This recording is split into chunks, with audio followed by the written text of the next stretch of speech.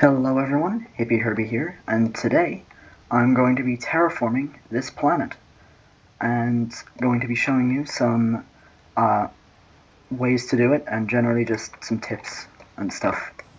So let's get started. So obviously we're going to get one of our atmosphere tools, which you can get by unlocking different badges. We're just going to start terraforming this. I need more energy, which I did not bring, which was a mistake. Let me do that. There we go. So we're going to continue. So it appears that this is a red plant, which is kind of interesting because it's got red spice. So just kind of go around. It doesn't matter where you do it. Just kind of hit it with the heat ray. I find these tools very hard to use, so I'd recommend before doing any terraforming, grinding to get these ones because they're way better. I'm just gonna these. If you want to find more info on any of these, honestly, just check the Spore wiki, which I will maybe leave a link to in the description. I'm not sure. But yeah, so you just gotta continue terraforming. Another thing to keep in mind is that it's not a good idea to be terraforming and talking to your viewers because, you know, it just kind of gets boring after a while, guys. Okay, once you've gotten it to there, God, I have no energy. Okay, so what you're going to want to do is to stop the red dot. You're going to want to zoom out, go to here into the options menu by pressing like escape or whatever you use to press it. Save it, exit to main menu, come back out, go back into your save.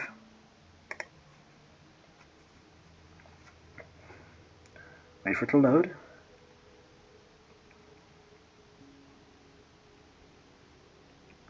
Then once you're back in, you're going to want to go back down to your planet. There you go. So now you can see the green circle is in the middle of the center. The green dot is in the red circle there, as you can see. As long as it's a T3, it's basically fine. It doesn't have to be in the dead center there. It just has to be close enough. Then what you're going to want to do is, I'd recommend having these pre-prepared, but have 3 types of small plant, 3 types of medium plant, 3 types of large plant, 6 types of herbivore, and 3 types of carnivores or omnivores, or any sort of mix of them. And then just start dropping those down. The plants you can just drop, they don't care about full damage. And then the animals, you do actually have to kind of slowly beam down, just so that they don't die. As I'm going to do here. Just make sure to follow this here. So you can see, you should probably do it going left to right. I find it easiest to do it left to right, because if you do the carnivores first, they're going to die because they have nothing to eat. I'm pretty sure, or something like that, basically. So I'd recommend doing it left to right. Hovering over this shows you which ones can be used for that slot, which is quite useful for just figuring out what you're supposed to be doing. Then you can do the colonies before or after, but for whatever reason I like to fully terraform the planet, then add the colonies. So as you can see, I've filled out everything all along here, so I'm just going to want to get the colonies, which I don't have. Let me go get some. Okay, and I'm back. I've got all the stuff I need. As you can see, I've got the 3 colony and crate packs. So now you can just pick 3 places wherever you want on the planet to place them. I will say, in the tutorial stage of the game, or just not the tutorial stage, but just when it is giving you tutorials, it does mention that colonies need to be close to spice geysers, which, just so you know, they don't. The proximity between colonies and spice has no effect on productivity. It's the same no matter how you do it. So, and also from what I know, if you were to somehow find a planet with only 1 spice geyser, something that I'm pretty sure is, impossible, but if you were to somehow find that, I'm pretty sure it'd still produce the same amount of spice as a regular planet would with the same setup. So the amount of geysers also doesn't really matter. Okay. I personally like to place a bunch of extra things. There's a good disaster. Great.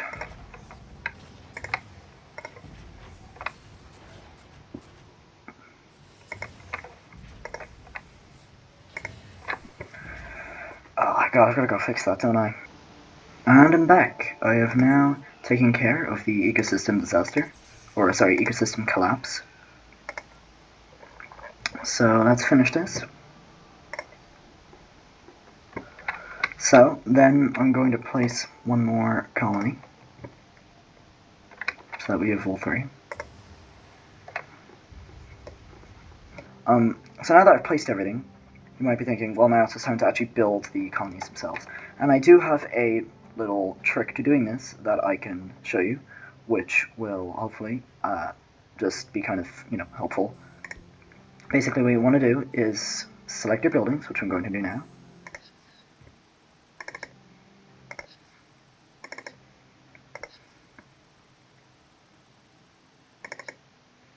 Okay, I've now selected my buildings. So then what you're going to want to do is place all the factories connecting into the central building, like this. So there should be 3 up here and 2 down there. So every tile that connects to the central building should have a factory. Then take out 1 and replace it with an entertainment. And then place houses in every other tile. What this will do is it will give you a city with a decent amount of people, but this doesn't really matter. 0 happiness, but then that's kind of almost neutral in this sense, and 132 spice per hour, which is pretty good.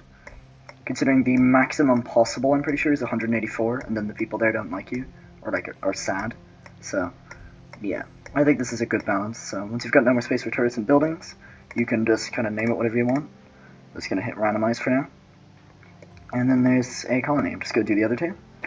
And there we go. Now we've got a planet with 3 fully sorted out cities, a fully loaded up, a fully T3, and with 396 spice per hour, nearly 400 with everything placed, well, most stuff. There you go. That is some tips and tricks on how to terraform planets in Spore. I will be seeing you hopefully quite soon.